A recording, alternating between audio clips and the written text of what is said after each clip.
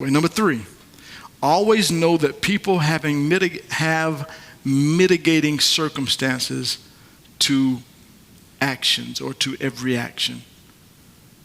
There are mitigating circumstances. We don't always know why people do what they do. We don't know what their background is. We don't know how they came up with that. And so always try to reason that maybe there's some factors that are playing into this.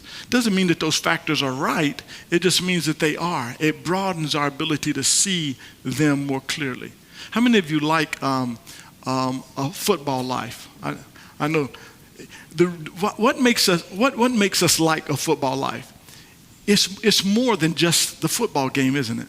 In other words, we get to go into their lives a little bit, right? I mean, we get to actually see what makes what's the guy's name?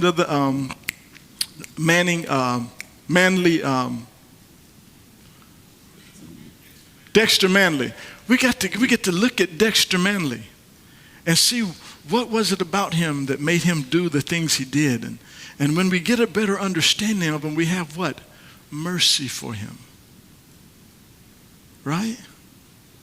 A lot of the young men that we see, and we want to quickly just cut them off for the purposes, not for their sake, but we want to cut them off because we don't want them damaging our product.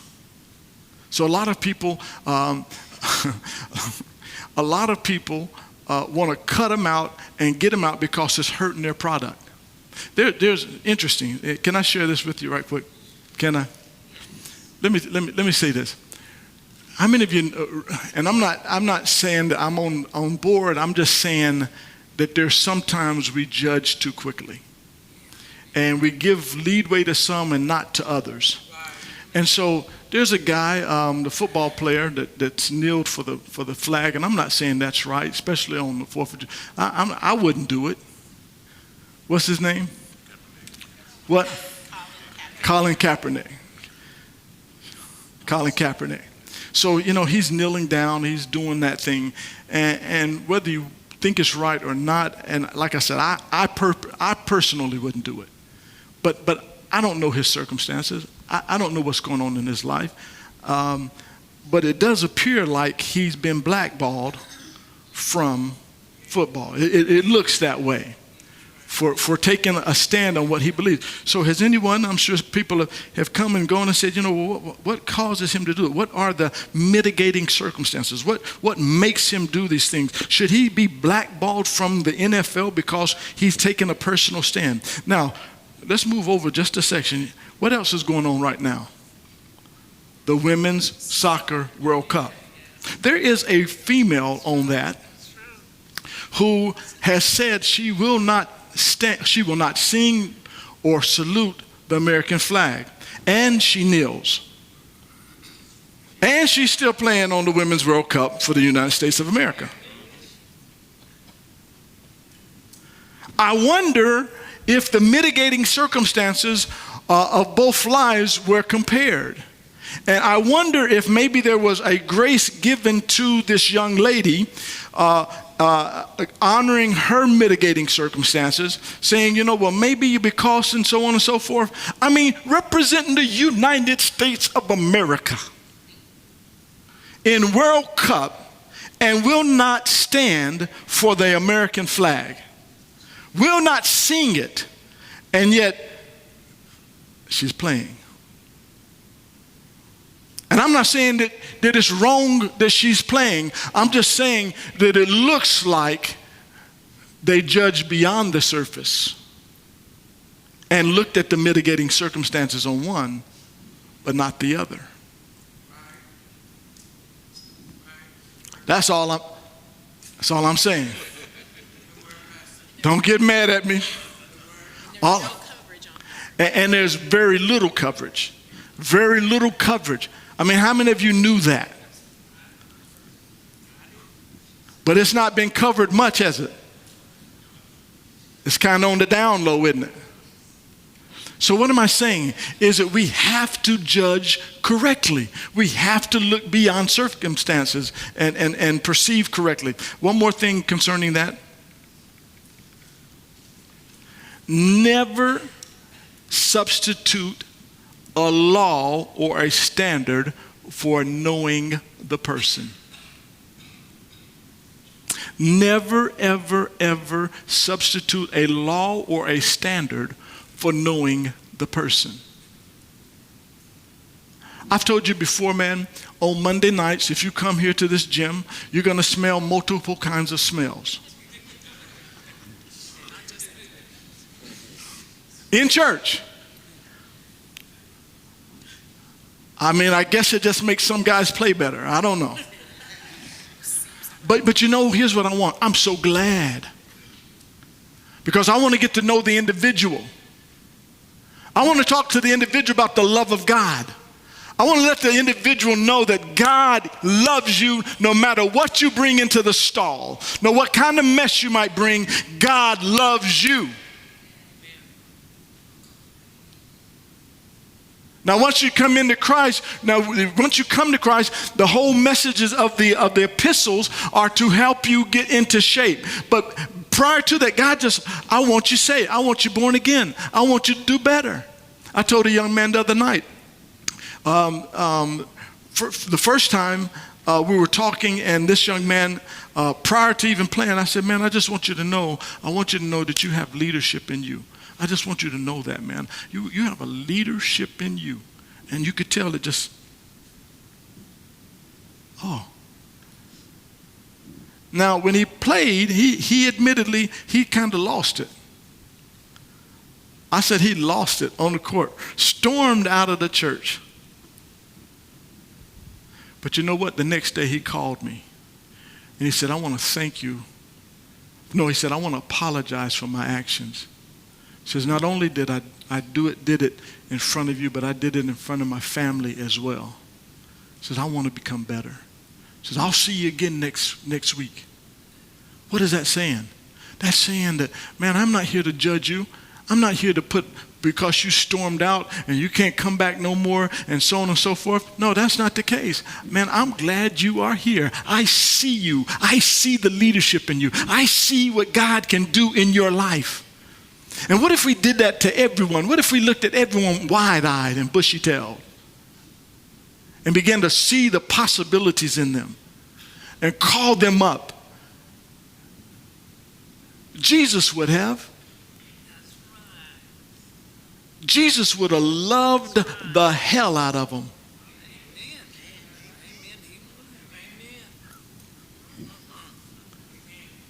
Well, he shouldn't say that in church. The real hell out of them. The real H-E-L-L out of them.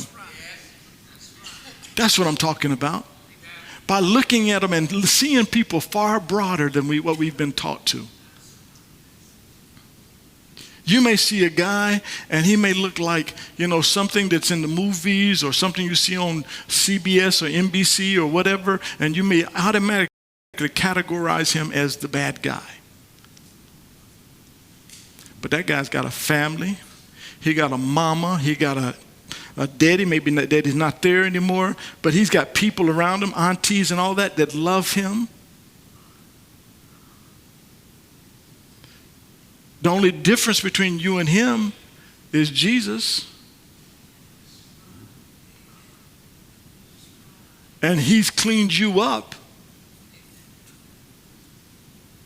So let's learn how to judge what? Below the surface. Let's start looking at a little broader picture of people. Let's start looking at a little more accuracy there so we can really see people for who they really are. Sometimes you can see a person who's got tattoos and driving in a big old pickup truck with a Confederate flag, and just be quick to say that they're bad people, but not really know them.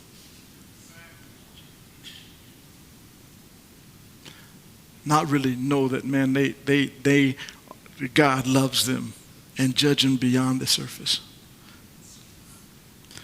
See, I'll be honest with you. Can I just be real honest with you right now? I just think there's just way too many guns going around.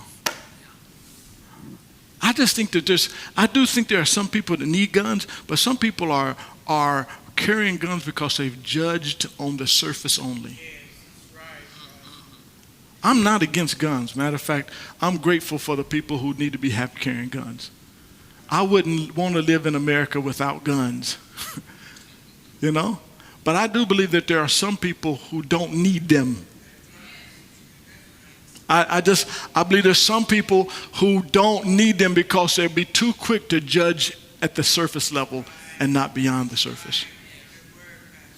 There's a young man that we know of that called us recently, and he was at a local place, and someone had hit him, and they bumped into one another, and the person came out wielding or not actually pull it out, but wanted to show it. Like this is the OK Corral here. He was a young black man, a little young fella, good kid, nice kid, but immediate hostility. If I'm not mistaken, wasn't it immediate hostility? Immediate hostility. Why? What fostered that? I say what fostered it was the surface. It was judging at the surface level.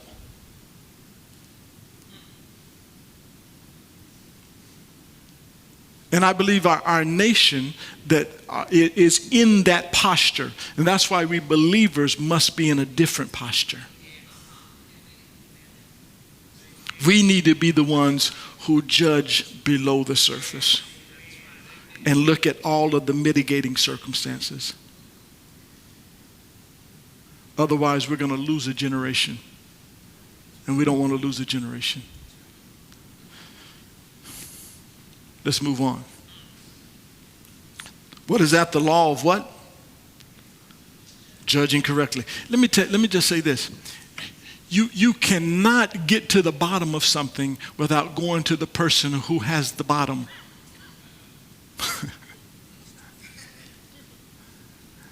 Sometimes we try to deal with people and we deal with everybody else except going to the individual. We have conversations with everyone else, but the person who you have an offense with, a problem with, how are you going to get to the bottom when the bottom is not there? I find the quickest way to a place is to go to the place. Not around the place, but go to the place. Talk to them, and you'll find out it may be awkward. You may not have the right words to say, but there's just something pure. There's something good about going to it so that we can judge correctly. I don't know how many times I have been wrong perceiving that this was what it was when that wasn't what it was at all. Just recently, I had a situation and it looked like one thing, and until I went and wrote up a letter, and you know how you write them letters up, and I wrote a letter up and I sent it to the individual, and immediately I got a reply. And the person said, let me explain what really happened here. And I was so very appreciative because it brought clarity to me. Did I agree that it was all done right? No, I didn't think it was all done right, but at least it brought some clarity. At least we saw things eye to eye as far as how it really, at least what they thought was going on and what we thought was going on. But how many of us do that? How many of us actually go to the person? Talk to the person. See the person. As opposed to telling everyone else who can't move the needle not one little bit. Jesus always shot straight. Always. All right. That was for someone. I don't know who.